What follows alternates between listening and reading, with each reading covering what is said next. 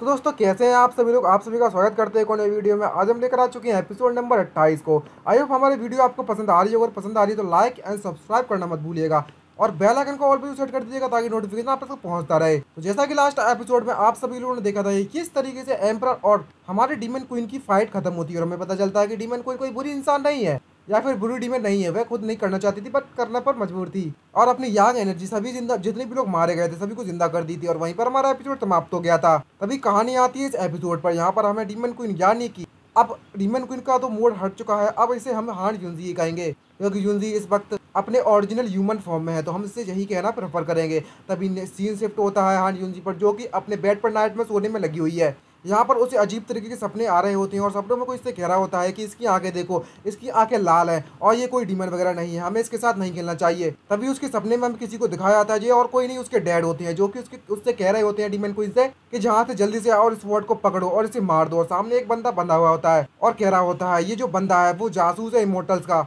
जिसने हमारे जैसे कई डीमंस को मारा हुआ है। और ये जब चाकू दे रहा होता है या फिर वेपन वगैरह जो भी है डीमन क्वीन को दे रहा होता है इसका डैड। तो ये देखने के बाद जो डीमन क्वीन होती है वो काफ़ी ज़्यादा घबराने लगती है और पसीने पसीने होने लगते हैं और वो बिल्कुल भी इच्छा नहीं होती है तो किसी को मारने की, और वो किसी को मारना भी नहीं चाहती। लेकिन उसके डैड उसे फोर्स करते हैं और उससे कहने लगते हैं जल्दी से आओ और उसके हाथों में वह चाकू थमा देते हैं। लेकिन डीमन क्वीन उस वक्त बहुत ज़्यादा काँप रही होती है और मना कर रही होती है, लेकिन उसके डैड उसे फोर्स करते उसे धक्का देते हैं और उसके हाथों से ही वह चाकू पकड़वा कर उस इमोर्टल बंदे को जो भी उसे बंधा हुआ था उसे मरवा देते हैं।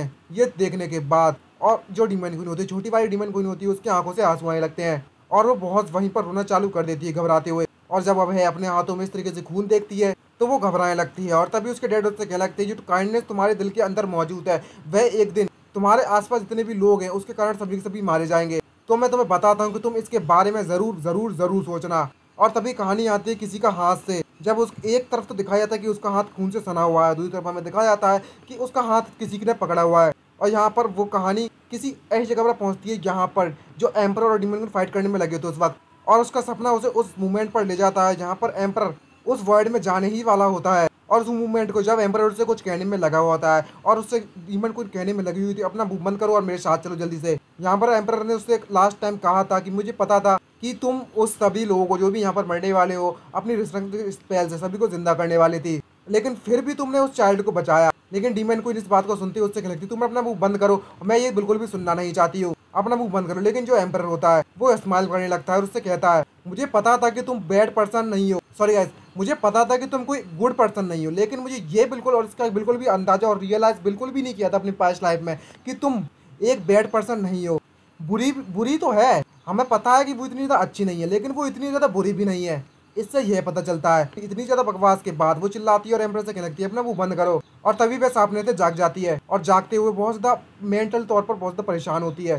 तभी कहानी आती है एक टावर की तरफ। तभी कहानी प्रेजेंट में आती है। यहाँ पर वो लोली, आप समझ गए हो ना किस लोली की बात कर रहा हूँ, यूतांग की ग्रैंड मदर की, जो कि एक मीटिंग बना बैठाकर बैठी हुई है। यहाँ पर ये सबकी लीडर है, वो उन सभी से कह रही होती है कि आज की जो इस हफ्ते इंसिडेंट हुआ था उसकी सारी की सारी स्टोरी मैंने आप सभी को बता दी है। यहाँ पर वे दोनों के दोनों आपस में फाइट किया और आधी से ज्यादा सिटी को उन्होंने तबाह कर दिया और उन्होंने अपनी सिंगल स्ट्राइक में आसमान में एक छेद कर दिया जिसका डायमेंशन क्रैक बन गया। और तो और एक अननाउन फोर्स के कारण जो लोग मारे गए थे वह भी जिंदा हो गए। लेकिन हम यहाँ पर बैठे नहीं रह सकते और हम इंतजार नहीं कर सकते कि ये चीज़ दोबारा हो हमारे साथ।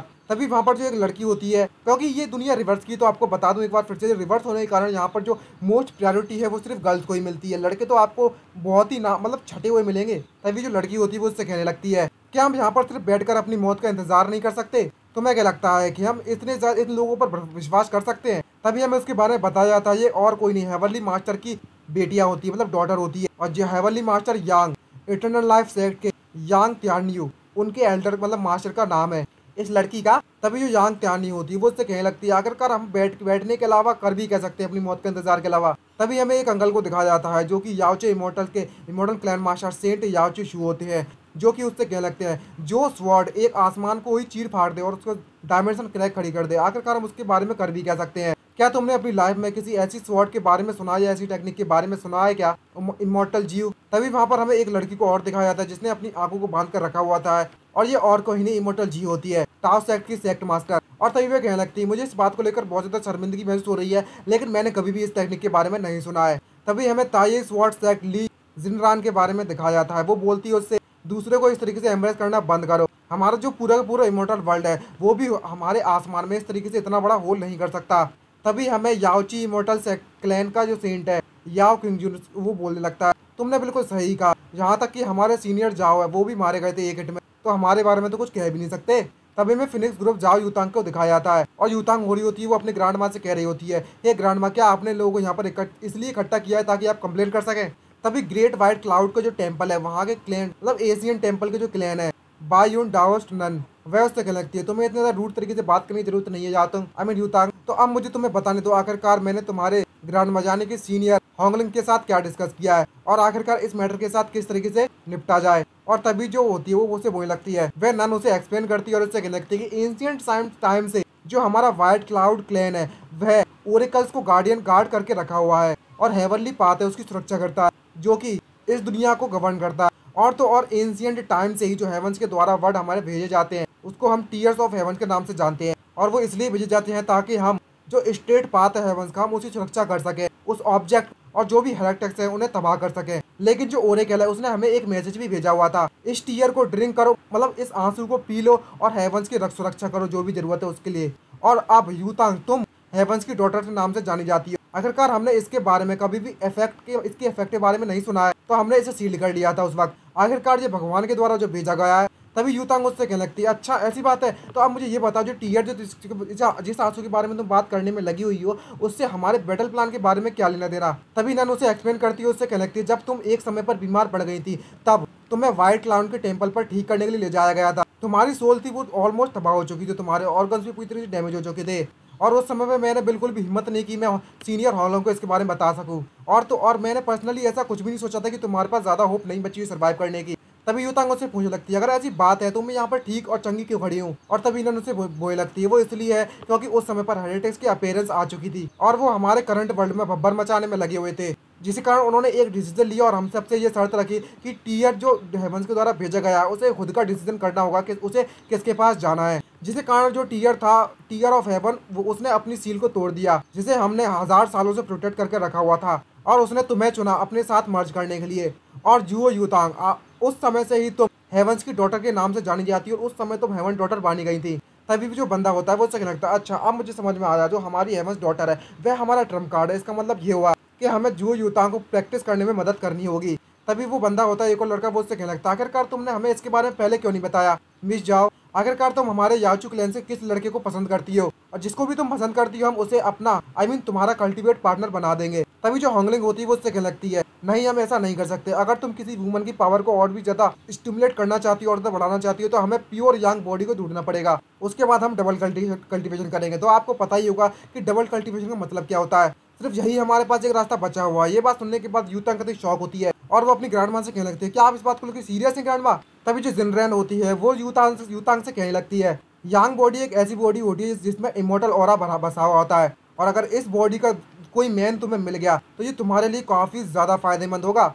इसमें कुछ और से भी वर्ड्स हैं जिनका मैं इस्तेमाल नहीं करना चाहता तो मैं नहीं कर रहा उसे, आप समझ जाओ डबल कल्टीवेशन के मतलब से ही। और वो जिनरेन उससे कहने लगती है, मुझे इस सिचुएशन को देखकर तो ऐसा लगता है कि जो तुम्हारी ग्रैंड माँ है वो इस कंट्री के सबसे ज़्यादा बेस्ट और सबसे ज़्यादा हैंडसम मैन को तुम्हारा हस्बैंड बनाना चाहती है, सही कहना जाओ यूतांग। तभी ये बात सुनने के बाद यूतांग शॉक होते हुए कहने लगती है, आखिरकार तुम सभी के सभी लोग मेरे मैरिज पार्टनर क्यों चुनना चाहते हो। तभी जो लड़का होता है उससे कहने लगता है, जो यांग एनर्जी है, यांग एनर्जी की जो बॉडी होती है वो बहुत ज़्यादा यूथफुल होनी चाहिए और तो और जो उनके बीच का एज डिफरेंस है ना वो काउंटर प्रोटेक्टिव होगा, तो ये हमारे लिए ज़्यादा बेटर होगा कि हम पूरी कंट्री में हर एक स्कूल में ब्यूटी कॉन्टेस्ट बनाकर रखें। तभी ये सुनने के बाद भाई को लोग कहने लगते हैं, तुम्हें इस तरीके से बात नहीं करना चाहिए, यहाँ पर इसका टॉपिक ही नहीं आता। और यूतांग की तो कोई बात सुनी नहीं जाता और वो अपने आप में लगे रहते हैं और उसकी जो ग्रैंड मदर होती है वो भी इस बात से एग्री हो जाती है और कहने लगती है, इसलिए हम पूरी कंट्री में हर स्कूल में कंटेस्ट रखेंगे कि सबसे ज़्यादा हैंडसम बंदा कौन है। मेरे पास कुछ नाम भी हैं तो हम इनमें से चूज कर सकते हैं। और भाई यूतांग पूरी तरीके से चूर हो जाती है, उसकी बात कोई नहीं सुनने में लगा हुआ है और कहने लगती मन में सोचती है अब कोई घंटा फर्क नहीं पड़ता।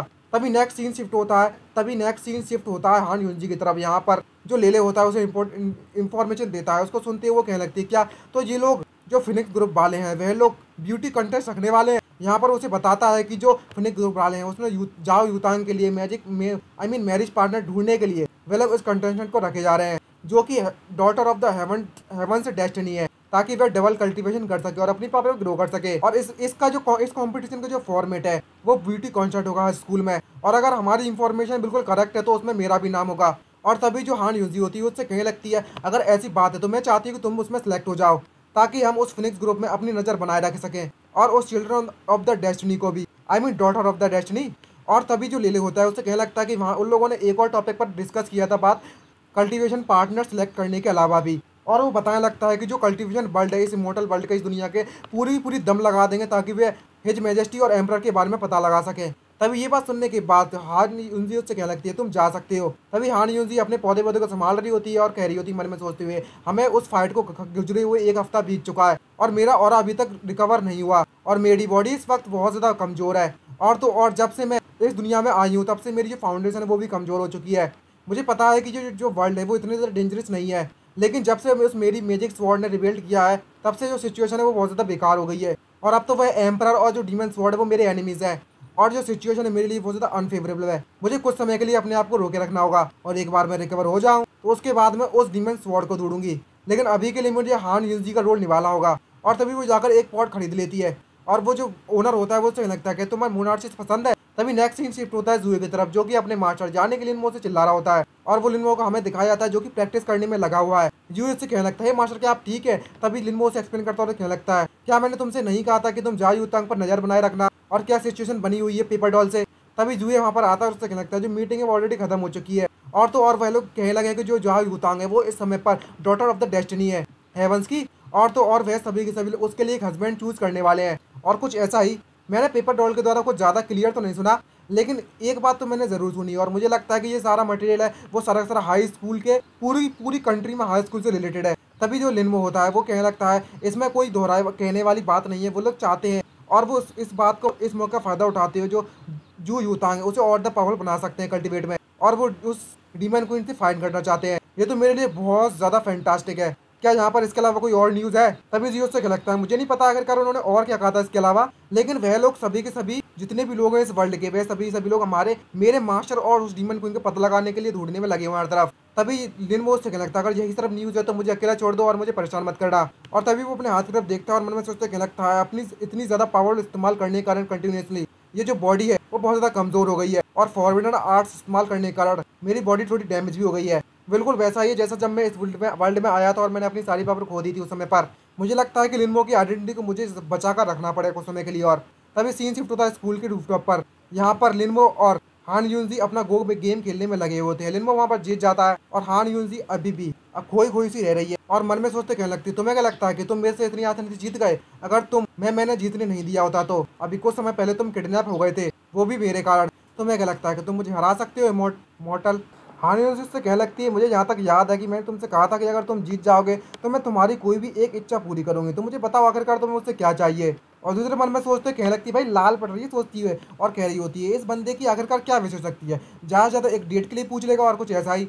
और तभी हमें दिखाया था लिनमो को, लिनमो उससे वो लगता है ये सब मेरे लिए बोरिंग है, मुझे ना चाहिए तुमसे कोई भी इच्छा। और जब ये बात सुनती है भाई इसकी एक्सेप्टेशन तो टोटली डिफरेंट और बिल्कुल चूर चूर हो जाती है। और लिनमो से लगता है हम इसके बारे में बाद में बात करेंगे, तुम्हारा आज का जो मैच है गो का वो बिल्कुल भी मेजर नहीं हो रहा। अगर तुम्हें नींद आने में लगी हुई हो तो तुम्हें अपना चेहरा जाकर धोकर आना चाहिए यहाँ पर आने से पहले। और इतनी ज़्यादा बकवास, इतनी ज़्यादा बेइज्जती सुनने के बाद इसे आ रही होती है गुस्सा और वो बहुत आगबूला हो जाती है हान यूनजी और कतई बहुत ज़्यादा गुस्से में होती है। उसकी नसें उसके चेहरे पर बनाती हैं और कह रही होती है, मन में सोचती है, डैमेट डैमेट डैमेट डैमेट, इस बंदे को देख दी, मैंने इसे मौका दिया चमकने का, लेकिन ये तो देखो इस मॉडल की हिम्मत तो देखो कितनी ज़्यादा बढ़ चुकी है, इसने मेरे अच्छे इंटेंशन को भी तबाह कर दिया पूरा। तुमने मुझे इतना ज़्यादा गुस्सा दिला दिया है कि चलो देखते हैं फ्यूचर में तुम मुझे गो में हरा पाओगे या नहीं। तभी नेक्स्ट सीन में हमें दिखाया जाता है जो लिनमो होता है वो वहाँ से चला जाता है, सॉन्गों से मिलती है, सॉन्गों से पूछ लगती है, लिनमो मैंने आखिरकार तुम्हें ढूंढ लिया, मैं तुम्हें काफ़ी समय से ढूंढती आ रही हूँ लेकिन तुमसे मैं कांटेक्ट नहीं कर पा रही थी। तभी लिनमो उससे पूछने लगता है क्या हुआ? तभी सॉन्गों से एक्सप्लेन करती है और कहने लगती है कि हमारे स्कूल में एक ब्यूटी कॉन्टेस्ट किया जा रहा है, आखिरकार तुम्हें इसके बारे में क्यों नहीं पता? मैं और जो मेरी सिस्टर है वो तुम्हारे लिए वोट करने के लिए जा रहे थे, लेकिन तुम्हारा नाम तो इस लिस्ट में मौजूद ही नहीं है। तभी लिनमो उस पर ज़्यादा ध्यान नहीं देता और कहने लगता है जी मेरे लिए बहुत ज़्यादा बोरिंग है तो मैं इसे पास करता हूँ, मुझे कोई इंटरेस्ट नहीं है इसमें पार्टिसिपेट करने का। और जब ये सॉन्ग ये बात सुनती है और कहने लगती क्या बोरिंग, आखिरकार एक पर्सन की जो कॉन्शियसनेस है और उसकी जो इतनी ज़्यादा अच्छी अपीयरेंस और इतनी जिस बंदे ने इतनी ज़्यादा मेहनत की हो अपने वेट को लॉस करने के लिए, वो ब्यूटी कंटेस्ट को बोरिंग कह रहा है। तो मैं इसके बारे में सोचना होगा सॉन्ग यूनशु, आखिरकार इसके इन 3 वर्ड जो कहे हैं इसने उसका क्या मतलब बनता है? भाई इसका दिमाग कुछ ज़्यादा रफ्तार से नहीं चल रहा। और तभी इसके दिमाग में खिचड़ी पकने लगती है और कहने लगती है अब मुझे समझ में आ चुका है। अच्छा तो अब मुझे समझ में आया, ये नहीं चाहता कि सभी लोग ये जाने कि इसने वॉलंटरी में पार्टिसिपेट किया है, आखिरकार कितनी ज्यादा सुंदर ब्यूटी है। अब मुझे समझ में आया तुम्हारे पास इतनी ज्यादा हिम्मत नहीं है ना ये करने की। अच्छा ऐसी बात है तो मैं तुम्हारा सारा का सारा साइनिंग अप का जो खर्चा है जो सिस्टम है मैं संभाल लूंगी। तभी नेक्स्ट डे का सीन दिखाया जाता है, मतलब नाइट का सीन दिखाया जाता है। यूतांग कंप्यूटर पर बैठी हुई होती है और वो कह रही होती है उसको देखती हुई, ये तो काफी ज्यादा आसान था स्कूल्स में ब्यूटी कंटेस्ट को रखना, लेकिन आखिरकार इस बंदे को देखो सही, आखिरकार ये फर्स्ट पोजीशन पर कैसे है। और तो और ये नाउ की तरह तो बिल्कुल भी नहीं दिखता, और मैं इससे तो बिल्कुल शादी नहीं करने वाली। और इस बात की तो उम्मीद भूल ही जा कि ये मेरा कल्टीवेशन पार्टनर बनेगा। नाउ का मतलब होता है मिल्क डॉग जैसा दिखने वाला, और वो कतई मुंह पे मना कर देती है। तभी अचानक से जैसे स्क्रू करती है तो वहां पर लिनमो का भी नाम आ जाता है और कहने लगते क्या लिनमो भी इसमें पार्टिसिपेट कर रहा है। तो इसी के साथ हमारा ये एपिसोड खत्म होता है। तो नेक्स्ट एपिसोड में पता चलेगा कि लिनमो इसका हस्बैंड बन पाएगा, क्या ये नंबर 1 पोजीशन पर आ पाएगा। यूतांग का क्या ख्याल है, ऐसे सवाल हमारे मन में आ रहे होंगे। तो आज के लिए इतना ही, मिलते नेक्स्ट वीडियो में। बाय बाय, सीनरा साइनिंग आउट।